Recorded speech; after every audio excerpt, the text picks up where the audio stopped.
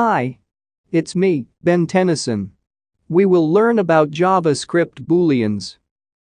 In this program, there are two types of Booleans, true and false, as well as yes and no, or right and wrong. Similarly, you can say the binary digit 0 and 1.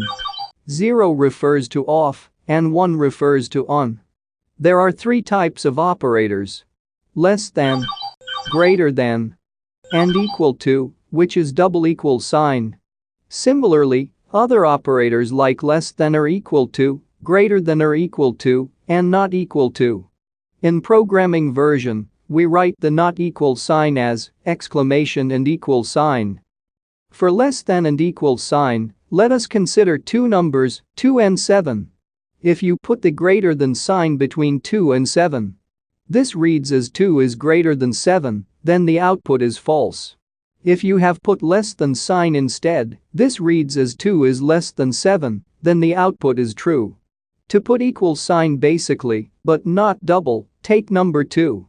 This returns as 2 is equal to 2. If you have put variable x, then x is equal to 2, just like in terms of mathematics. We are not showing you some preview outputs as this video is quite short. Booleans can be objects, defining with the keyword new.